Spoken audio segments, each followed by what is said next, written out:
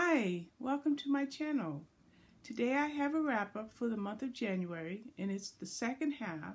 I did a video about 2 weeks ago for the first half of January. In that video, I listed the 20 books that I read, how many pages I read, and so forth, and I summarized each title. I'm going to do that again today with the benefit of handy-dandy notes, because without notes, you wouldn't be able to get a concise listing. Now, for the entire month of January, actually, I read 44 books, which was a total of 16,451 pages. Now, for the second half, we'll say starting on the 15th, although I did take a day to regroup, I read a total of 9,585 pages. And for that 9,595 pages, it averages out to about 494 pages a day, which is about 1.6 books a day. Some days I read 2 or 3 books. Some days I only read half a book, so that's how the average works out. So I'm going to plow right into my notes, and here we go. The first book I read in the second half was Springtime at Hope Cottage, and this is by Annie Raines, and it's part of the Sweetwater Springs series. It's the second book in the series. The first book was Christmas at Mistletoe Lane, which I read a couple of months ago. Now, this book will be out March 5th, but I got it from the publisher.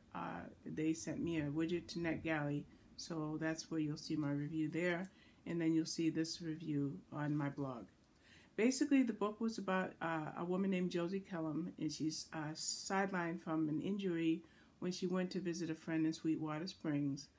And the doctor that she saw recommended a couple of sessions of physical therapy, and that's where she meets Tucker Locklear. Now, this is a widower who is very attracted to Josie, but he's still in the midst of grieving the loss of his wife. So he's glad that she'll just be there for a session or two, and then he can go back to mourning. Now, it's a sweet love story, but what I really liked about it was the addition of another character named Maddie. She's a young physical therapy patient of Tucker's, and she has a very important role in this story. And this seamlessly blends everything together really well. Now, the next book in the series is Meet Me at Sweetwater Springs, which is due in August. All right, the next book I read is Cowboy Brave by Carolyn Browne. And I enjoyed this title. Actually, I was looking forward to it. And this is part of the Longhorn Canyon series. It's the third book. The first 2 books were Cowboy Bold and Cowboy Honor, which I read last month. And this book came out on January 8th. And the story is about a couple that falls in love. It has a bunch of elderly people in it. There's an autistic child. And I kind of felt like I was watching a Hallmark movie. Granted, I needed tissues quite a bit when I was reading this book, because not only was I touched with the story of the couple, but I was also touched by the old people and the things that they did. And the principal characters are Emily Baker and Justin McGuire. Now, she's a social worker, and she gathers a group of people. They're called the Fab Five. They're 5 fabulous friends who live at this retirement center, and she takes them to spend a week at Justin McGuire's family ranch. Well, sparks fly, and now Justin is changing. His character is changing, because we met him in Cowboy Bold and in Cowboy Honor, and he wasn't the most moral character on the planet. But now, all of a sudden, he's focused on Emily, and he's focused on these old people, and he's also focused on his family. So there was a lot of laughs in the book, a lot of humor, a lot of tears, but there was one character that I didn't like. And by the way, I gave this 4 stars because Justin's mother, I didn't like her attitude. It kind of hindered my enjoyment of the book. And I'm thinking that it was probably a good idea for the author to write a character such as the mother, because it gave an additional layer of conflict in the story. Another thing I want to say about Emily is she was very confident despite her size. She was a full-figured woman, and what I liked about Justin is he thought she was absolutely gorgeous. another thing I liked about this book is that we were able to revisit with characters from the other books, and everything blended together really well. There are other books in the series coming up. The next two that are listed are Cowboy Rebel, which is due in August, and then Christmas with a Cowboy, which is due in September. And the author alludes to even more books to follow after those two. All right. In this omnibus, or anthology, actually, there was another book called Second Chance Cowboy, and I'll put that graphic up on the screen. And this was by A.J. Pine. Now, this was a full-length novel, just as Cowboy Brave was a full-length novel. And in Second Chance Cowboy, it was about a guy named Jack Everett who was visiting with his family because his father had died. He never wanted to look back. He never wanted to go back home. But now that he's there, it's like he can't leave. There's different issues that arise between his brothers and other situations, and he's stuck there a little bit longer than he planned to be. Meanwhile, he meets someone named Ava Ellis, and she is something to him because of a past that they shared when they were about 18, and she drops a bombshell on him, and again, his stay is going to be a little bit longer than he planned. Now, I really enjoyed this story by A.J. Pine. It's a second chance story, and it kind of allowed the romantic in me to wonder what condition a heart is really in when two people get the opportunity to come back together for altogether different reasons. And it's nice to see the challenges and the issues and the feelings that were handled in the story.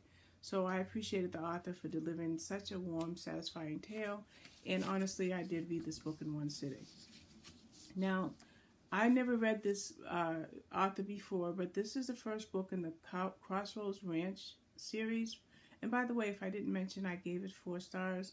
It came out in February of 2018. And other books in the series are Saved by the Cowboy and Tough Luck Cowboy, which also came out already. And then there's another book called Hard Loving Cowboy, which will be out in March of 2019. So no doubt that's probably why this book was introduced, because of these the new book that's coming out. Now, the next book I read was a series that I'm trying to get through. It's going to take me the better part of 2019 to do it, because it's, let's see, that's not the one. Let me jump ahead. I want to jump ahead to a book because I already started talking about it. It's Rapture and Death, and I'm flipping through my notes because I just spoke out of order and I don't want to restart the video. But I'll just tell you about Rapture and Death because I do remember it. It's the 5th book in the In-Depth series by J.D. Robb. Maybe even the 4th book. Again, I can't pull that note out. And in any event, I found this series a long time ago. I downloaded the first book to my Audible account, but then I never read it. And then I happened upon a couple of books at my local library, and when I did, I talked about it briefly on my channel. And then when I did that, a couple of people contacted me and said, "Oh, you made me think about this series again. I'd like to read it." And so I took the opportunity to grab a hold of that first book, which I listened to on Audible. I absolutely loved it. And every month I'm trying to squeeze in at least 1 or 2 more.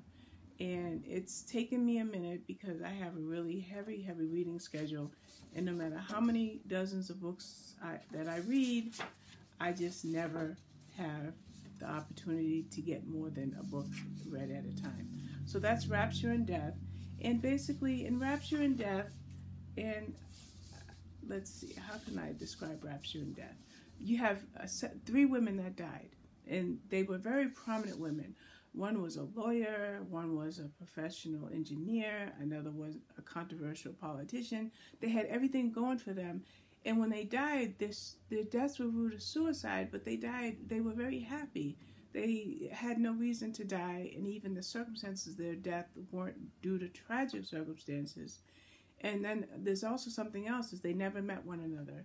So Lieutenant Eve Dallas, she finds a commonality between the 3 women and rules these deaths as suspicious, and she further investigates so that she can see what is going on. Now, Rapture in Death is part of a futuristic series by J.D. Robb, who we all know is Norma, or most of us know as Nora Roberts. And generally the story is about Eve in her cases in her marriage. Now she's married to Rourke, the beautiful Irish guy that she fell in love with. He's rich, probably a billionaire. I think it takes place in the middle of the 21st century.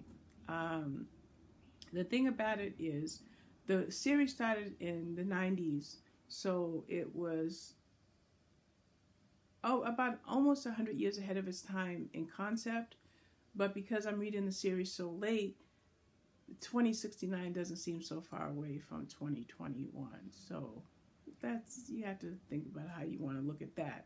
But what I like about this book, and the reason I've gone on a bit, is because in this particular book, the futuristic aspects are a little bit more fleshed out. It talks about virtual reality and certain things that happen, and I know virtual reality exists on some level already, but what happens in this game, it's a deadly virtual reality game, and it affects whether or not people a certain level of mind control. So I thought that was a pretty good way to go into the story, and it definitely captured my interest, and it got 5 stars. And I'm not telling you these ratings ahead of time, so I apologize for that. All right, I'm moving my papers around too much, so I'm going to put them down. I'm sorry for it if that was a lot of background noise. Okay, the next book I read was Face Off by Brenda Novak. Now, I gave this one 5 stars, as I have done with every book in the series up until now. This is the 3rd book in the Evelyn Talbot Chronicles. It started off with Hanover House, and then there was Her Darkest Nightmare and Hello Again, and now Face Off. Now, I got Hanover House, Her Darkest Nightmare, and Hello Again from my library, and I read them once each month until I got to this particular book. Now, this came out on November 27th. I had it months and months earlier to that, to even before it was released, but I wasn't able to read it because I really wanted to read the series. Now, the concept of Hanover House is it's a new psychiatric prison, so to speak, where all the nation's worst psychopaths are gathered together, and they're residing in this prison where Dr. Evelyn Talbot gets the opportunity to really get into the mind of a psychopath, to see what drives them that way, and to try to help people in the future, and that's the basis for it. In this particular book, it's a little different because there's danger, and in this danger is, we know from the outset who the bad guy is. And if you read the series up till now, and it will not be a spoiler, I won't tell you the person's name in case you're interested in reading the series, but we know who the guy is. You know who he is from the previous books, but you also know who he is from the very outset, in the very beginning of this book. And again, I'll leave his name out for now. And bottom line is, he's the real reason that Evelyn Talbot became a psychiatrist, pursuing the likes of serial killers to see how they tick. Because when she was a teenager and they were dating, he kidnapped her, tortured her, killed her friends, and tried to kill her. But he was never caught. So now he's living in among them, and they have no idea who he is due to the blessings of plastic surgery and so forth. So in this book, she's in danger from the outset. She was already in danger in the previous novel, and other women are being killed. And you're going to be kept on your toes. I certainly was.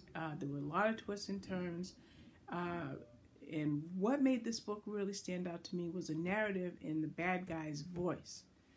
We got to hear his thoughts, his plans, his actions, and that was kind of creepy. And also we know that there's a love story between Evelyn and Amarok. He's the state trooper that she fell in love with. And he is the sole law in that area, so he's very active in the book trying to suss out the bad guy and to protect Evelyn. So that was a great book, and I'm really glad that I read it. It's the last book that I have in my repertoire, but I know there's more, at least one more book coming out in the series. Now, the next book I read was The Last Woman in the Forest, and this is by Diane Becquets. This comes out on March 5th. I gave this one 4.5 stars. I started this book in December, but it expired from the first to read program, so I had to wait for another link, so I didn't finish it for several weeks later. All in all, it was a quick read. I just couldn't read it in one sitting.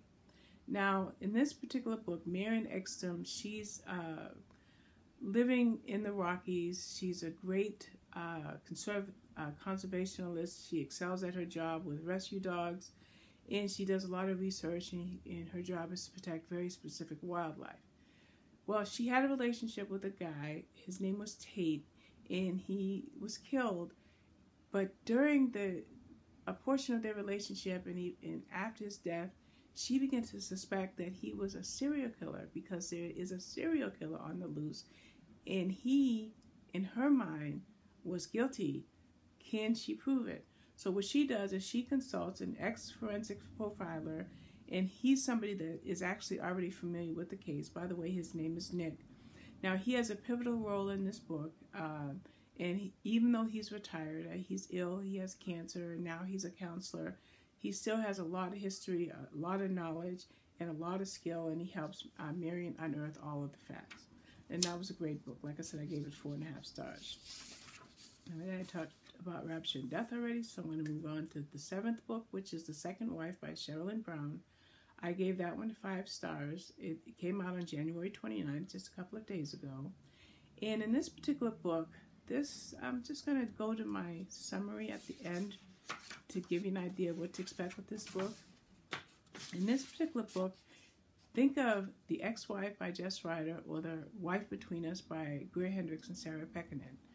If you've read either of those books or psychological thrillers like the one I'm about to describe, then believe me, you'll definitely enjoy this book. Now, in this book, Rebecca and Nicole, they were best of friends, and now Nicole is dead due to a parent's suicide. All along during Nicole's marriage, Rebecca was getting letters from Nicole. So she was familiar with not only Nicole in her marriage, but also her widower, Robert. Well, at some point, she gets a call from him, and he asks her to come, his name was Richard. I just was peeking out my notes. To come and help her sort through Nicole's things. Well, they get close and close and closer, and before you know it, Rebecca has stepped into Nicole's very life. Now she is Robert's wife, and it becomes very, very chilling, as if that part of it wasn't freaky enough. Now, this is a story that's delivered in multiple points of view and timelines, and you really have to pay close attention because you get Rebecca's point of view and Nicole's point of view, and you even get another one at some other point. And you had to pay close attention because Richard treated both of these women the same, including the fact that there was a stepdaughter who was really despicable.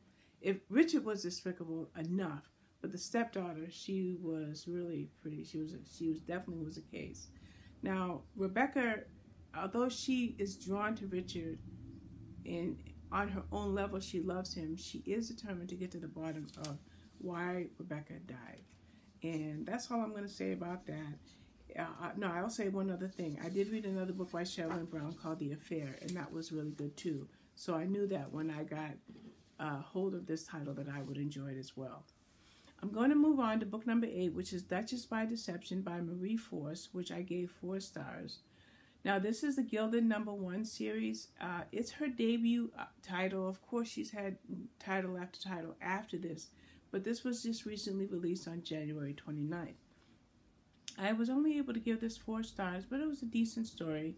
It's about Derek Egan, who he's a duke. He's about to turn 30, and now he's acting on the edict that he must marry before he turns before his next birthday. Otherwise, he'll forfeit his title and his inheritance. Well, he meets a woman he finds a woman on her property, his property in Essex. She's injured, and he saves her life, and he hides the fact that he's a duke because he's suspicious as to why she was there in the first place. And it turns out to be a love match, and how they met each other at a perfect time in their life. And then we get to the bottom line about why the woman was on his property in the first place. And when this happens, then danger ratchets up, and it ends up being a pretty good story. There's a side story there too with his cousin Simon and her sister Madeline. That was enjoyable as well. And there's another book coming out in August called Deceived by Desire. In that Gilded series, it'll be the Gilded number 2. All right, I'm going to move on to The Suspect by Fiona Barton, which I gave 3.5 stars. This is Kate Waters' number 3 series. It came out on January 24th. I haven't had a chance to read this series, so I wasn't really familiar with Kate Waters, but bottom line, she's a journalist.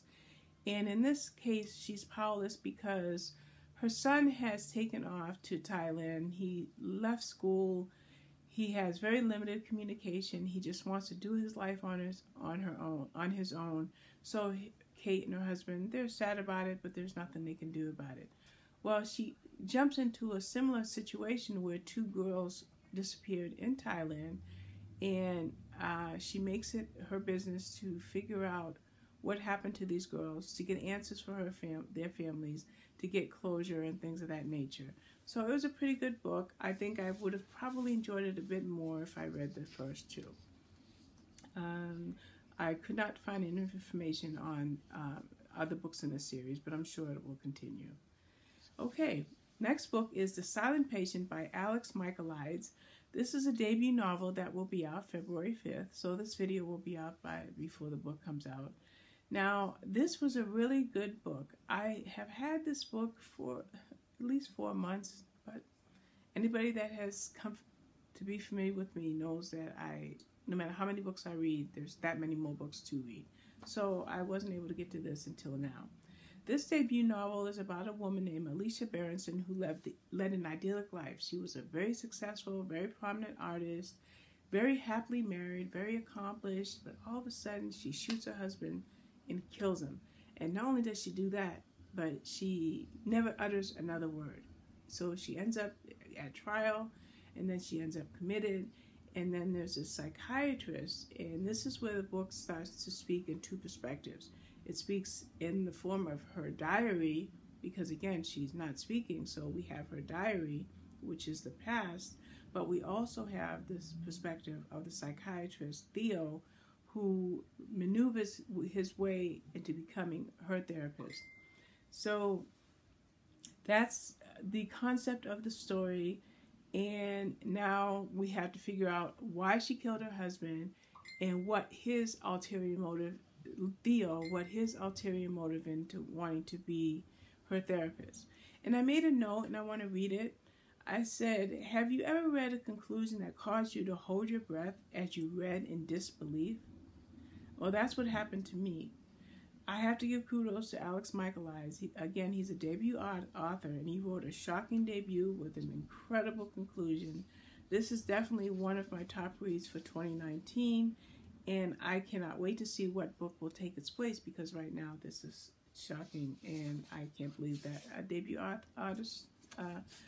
author could write such a great story, but he did. The next book is Blink. Let's see, I have it out of order. Okay, the next book is Blink by K.L. Slater. I gave this one 4 stars. This is from Forever Publishing. By the way, all of the books that I show you in print are from Forever Publishing, and I want to thank them for sending me these books. Now, in this particular book, Toni Carter was already grief-stricken because her 5-year-old daughter disappeared. She never believed that her daughter was dead, but at the same time, she had no way of finding out what happened to her daughter. Now, the story goes back to the past, and it brings the present and the past and the present together. And as it does that, we learn a lot about Toni. She's grief-stricken because she lost her husband. She is addicted to sedatives that are not even prescribed to her, but she's taking them anyway. And she has moved to live closer to her mother, but her mother's overbearing and controlling. So she's unraveling at a rapid pace. And in the midst of all of this, her daughter disappears. Now, this book did take me a while to get into it, and I'm glad I stuck with it and I was able to finish it, because it really did end up grabbing me. It was kind of like in a chokehold, because I really wanted to know what happened to the little girl, and I believe her name was Evie. What happened to her? Who are the other people involved? Who could have done it? and I'm glad that I was able to grab a hold of it. Now, in Blink, it's an anthology, and I'm going to show the cover to this other book called Safe With Me that was included with Blink. Now, I only gave Safe With Me 3 stars. I had a hard time with it. In actuality, it was K.L. Slater's debut novel that was included with Blink. And bottom line, in this story, there's a woman named Anna who's a mail delivery carrier in London, or in the London area. And she is really, really weird. By the way, it's Nottingham. I did have that written down. Now, she does weird things like she mails herself birthday cards, flowers. She hides mail. She doesn't always deliver the mail because she gets tired at the end of the day. Things like that. Well, when she eyewitnesses a terrible car accident, she sees a woman that she feels is responsible for her descent into madness. And this woman's name is Carla, and she'll do whatever she can to get a hold of Carla's information, because she did lose track of this woman. And the event, by the way, happened 13 years ago, so she's been looking for this woman for 13 years. Now she gets a chance to jump into this woman's life. And the way she does it is she ingratiates herself in the life of the victim of that accident that she witnessed, because she's hoping that this person will file a police report. If she gets close to this person, then she'll get information about this woman named Carla. Well, we're talking about an unreliable narrator. The woman was very, very, very unstable, and so I'm reading things from her perspective, and it did make me feel kind of icky. Yeah, I was interested. It was definitely a finished read. It wasn't a DNF. I did give up a lot of hours of my time to read it because I couldn't read it straight through. I had to put it down a few times. But it was a good read, full of a little bit of misdirection, but it gave me a little bit more insight about the author K.L. Slater. By the way, this is Safe With Me. I showed you Blink already, but I didn't realize that in my TBR I have another book by K.L. Slater called Closer. So I've got to read that this month so that I can at least have 3 of her books read. That's all I'm going to say about Safe With Me. I'm going to move on to Last Night with the Earl, and I do have that arc here. This is by Kelly Bowen. Now, Last Night with the Earl is The Devils of Dover #2. I read the first book in the series, and there'll be more in the series to follow. I didn't write the name of the first book down, nor did I write the name of the successive books down, but let me tell you about this one. This is about Eli Dawes. He was Earl of Rivers. He was presumed dead at Waterloo, and he would have preferred to stay that way, but for reasons that I explored later, he comes back home. He's greatly injured, greatly scarred, but he's home, and he meets this woman named Rose Haywood, someone that he knew from his past, but her recollection of him was he was an arrogant rake who helped her former fiance betray her, so she has no use for this man at all. And a little bit more about Rose. She's an artist at the Haverhall School for Young Ladies, and she is at the school. Rose at the school and other young ladies at the school are ahead of their time, and it was a really good book. I enjoyed it, and I did give it 4 stars. The next book I read was Then There Was You by Miranda Liasson. This is again from Forever Publishing. It was a good read. I gave it 4 stars. It is Angel Falls #1 book, the first in that series. And this is about a woman named Serafina, or Sarah Langdon, who is looking forward to working alongside her father at his medical practice, at least for a while. Hopefully it will lead to a partnership. If not, then she's going to move on, because the town of Angel Falls might be just a bit too small for her, but she'll see.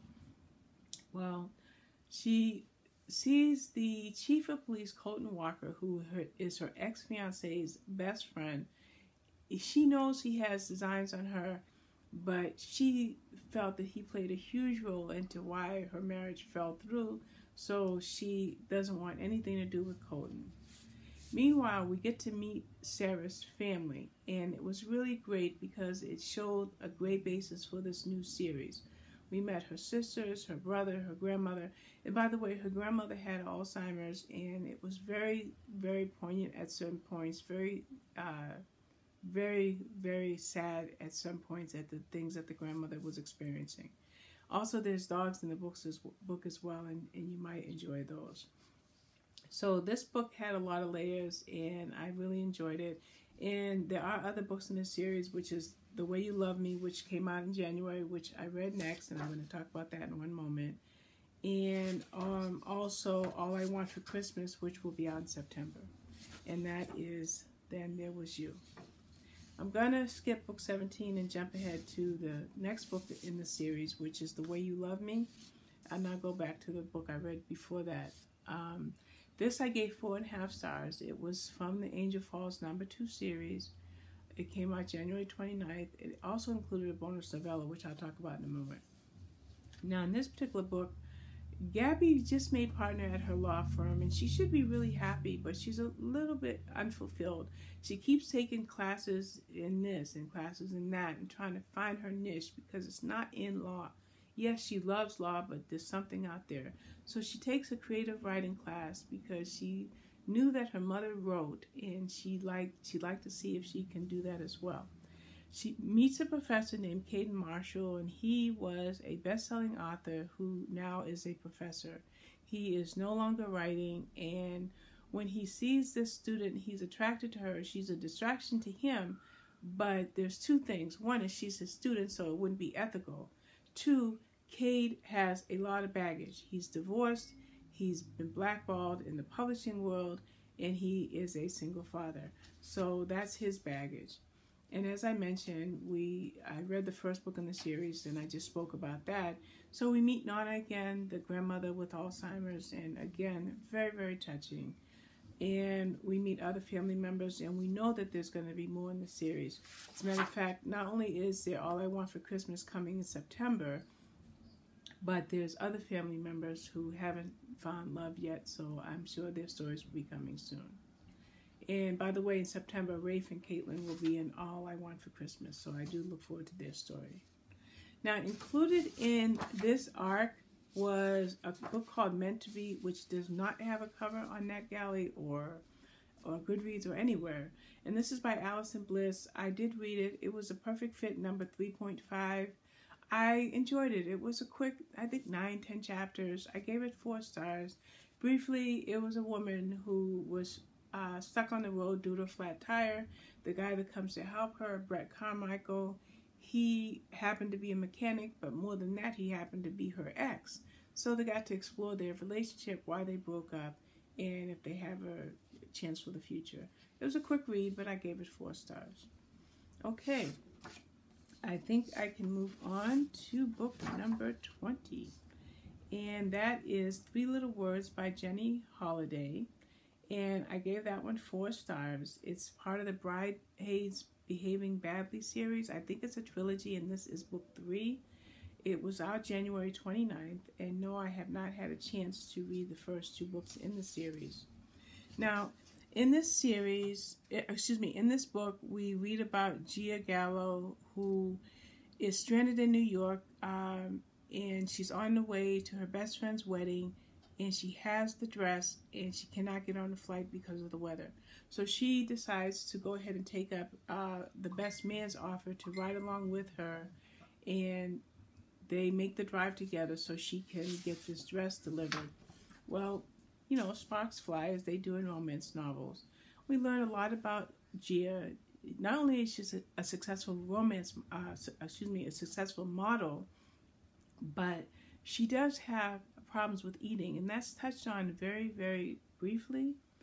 And what we learn in this book is that Bennett is a chef, and he introduces her to a lot of good food, and it's kind of good to see her eating, especially knowing in the back of your mind that she has a problem with her diet and how her diet is everything in her field. So that was touched on briefly. I don't think it's a trigger at all for people with eating disorders, but I did want to mention it. Bennett is a great chef, but he had a lot of family history and a lot of baggage there, so that was handled really well. And I kind of wish I read the first 2 books in the series, but I think this did well as a standalone, and I may grab a hold of the other 2 books when my load lightens. And, oh, by the way, One and Only was the first book, and It Takes Two was the second book. Then I read Slow Ride by Lori Foster, which I gave 4.5 stars. And this is Road to Love #2, and Driven to Distraction was the first book in the series. Now, in this particular book, there's Jack Cruz, who is a transporter or has a transport business, and Ronnie Ashford needs to hire this company. She doesn't necessarily want Jack because she's attracted to him, but Jack is the only one available for the jobs that are needed right away. And that's pretty much the consensus with that. The concept of that book. It's a great story. So they make a great connection. I didn't really write a summary because, to be honest, I have not written a review for this yet, but I did enjoy it, and I did write down a rating that I'm going to give it, which is 4.5 stars. Okay, we're moving on, and the next book I read was Boss Girl by Emma Talon. Now, this I gave 4.5 stars. It's the third in a series, although it's not listed as a series. And the other books are not written down, but they are Runaway Girl and Dangerous Girl. And we meet Anna Davis, who was also in the previous 2 books, and we also see again Freddie, Tyler, and her best friend Tanya. They are the principal characters, and they were in all they were in the other books as well. And in this particular case, it's about a crime. It's about crime. It's a crime family, and Freddie Tyler, who is Anna's boyfriend, has his eyes on a club that he wants to buy, and meanwhile, his biggest competitor, another crime boss named Gambino, wants that club, or wants one of Anna's club, which is Club Anya, which is why I just said Anya, and he gives her an ultimatum, and this ultimatum immediately places Freddie in danger in Anna's eyes, and there's nothing that she wouldn't do to protect Freddie, but what she doesn't realize is that she's in danger and that she's being watched. So one night she doesn't return home, and when this happens, of course, Freddie flips out because he doesn't know who has her. Could it be Gambino? Could it be, there's another guy in the picture who's Tanya's boyfriend named Tom. Could it be Tom? Who is it that has Anna? Is she still alive? And what is going to happen? So it's a dark read, but I think it's a great read. And it was something that I'm glad that I had a chance to read. And it left with almost a cliffhanger, a great conclusion at the end. And I tell you one thing, I cannot wait to get to that next book, and at this rate I would almost guess that it's not going to be out for a few months, so it's going to be a while. Then I read The Duke Buys a Bride by Sophie Jordan, which I gave 4 stars, and this is the Rogue Files #3, and in this particular case, the Duke of Ottenbury, whose name was Marcus, he wasn't looking for a bride. As a matter of fact, he was just frustrated with life in general. And if you read any of the other 2 books in the Rogue Files series, you'll learn a little bit about Marcus. He was in a previous book, and actually he was in a couple of books. He was in both books. So where he is at, he does not expect to come home with a bride. He's just trying to sleep off a drunken night, and he's passing through, and he sees a sale of a woman, and he looks at the situation and decides, I'm going to rescue this woman. No, I'm not going to rescue her as a wife. I'll make her my maid, or a maid in my household, one of my households, but I'm going to rescue her. And that's his idea. Well, unfortunately, he's nowhere near home, so they have to travel quite a bit, and in the travels, then they draw closer together with the fact that she does not know that he's a duke. So that was a good book. And other books in the series were The Scandal of It All and The Duke Buys a Bride, as I just mentioned. There was another one. Oh, The Scott of Mine, and While the Duke Was Sleeping. That's the one that I forgot to mention. While the Duke Was Sleeping. Now, this Scott of Mine comes out in on March 26th. I have it. I'm reading it either today or tomorrow, so I'll be reading it very soon. Okay, I'm at the end. Just about 2 more books. The Last King by Katie Robert, which I gave 3.5 stars. I'm not going to talk a lot about it because actually I wrote down 3.5 stars, but then I wrote the review this morning. And in the actual review on NetGalley and the review that we'll post on my blog, I'm only going to give it 3 stars. There's a King family. Becquets King is now at the helm of his family's business. His father has suddenly died, so he inherited his fortune, the company, and all the enemies and problems that his father had.